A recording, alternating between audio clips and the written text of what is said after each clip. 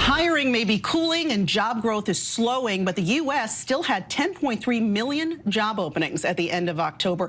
Assigned businesses are still trying to fill positions. Joining me now is Steve Preston. He is CEO of Goodwill Industries International, also a former Secretary of Housing and Urban Development and former administrator with the Small Business Administration. Good to have you here, Steve. Thank you. It's good to be here. So we still have this mismatch, right, between labor supply and demand. Why are we seeing so many more positions than there are candidates to fill them? What does that tell you about the job market? Well, you know, that 10.3 million number that you just cited is down somewhat. It was 10.7 the month before, and it was about a million higher last year. So we're beginning to see it feel a little bit softer.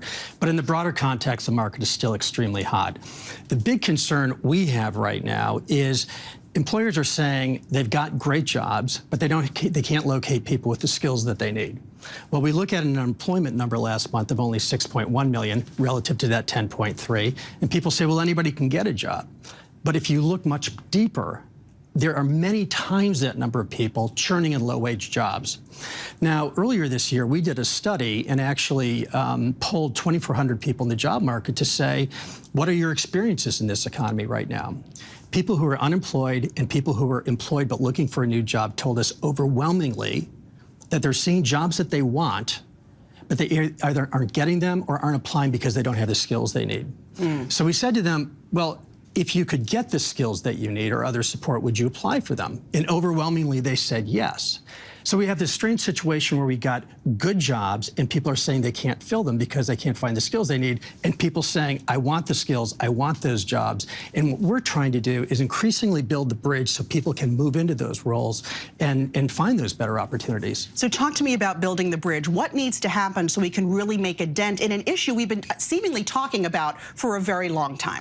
A very long time, and it continues to expand based on any number of industry trends, which we can get into.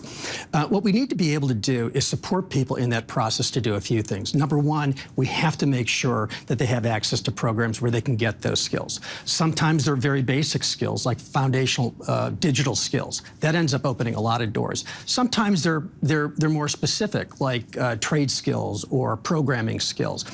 But we need to be able to provide pathways for people to get those relatively easily.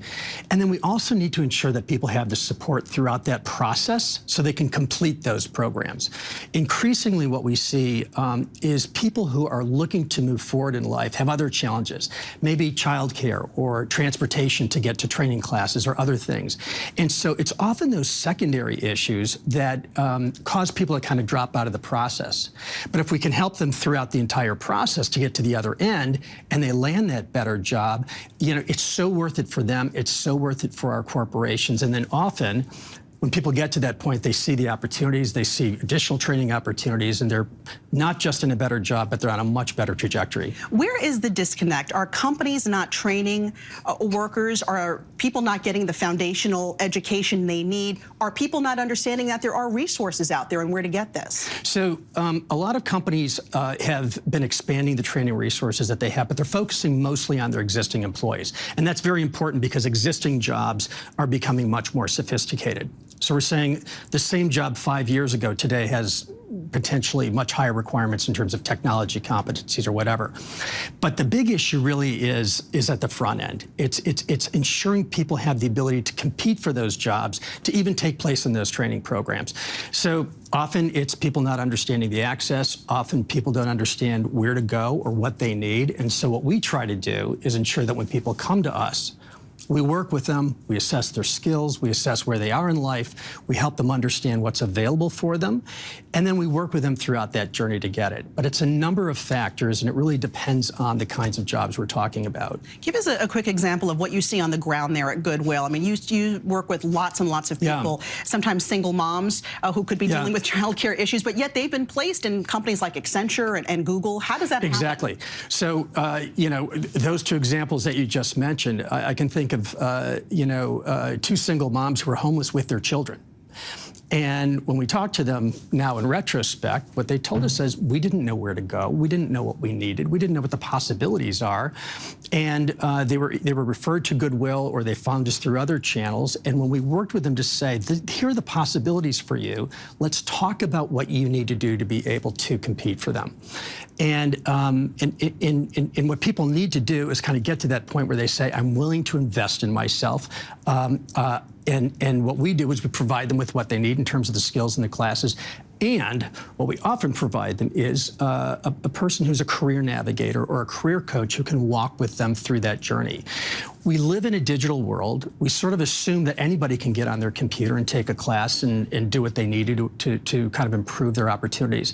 But many of the people we serve, A, don't have access, don't have that foundational knowledge, and also just don't know how to navigate the system. We should also mention that that is a free service that Goodwill free is services, for sure, yeah.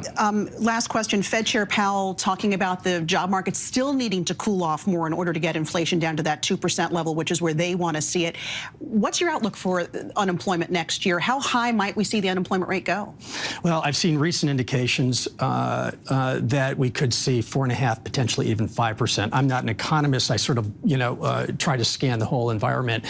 It's interesting that the Fed chair is tying a lot of their work or their actions to the labor market. We're certainly hoping that that unemployment doesn't spike too high. However, what I would say is there's a lot of opportunity yet in the labor market, given that mismatch between unemployment and unfilled jobs, before we have a real problem. All right, we're going to leave it there. Steve Preston, CEO of Goodwill. Thanks so much. Oh, thank you for having me on.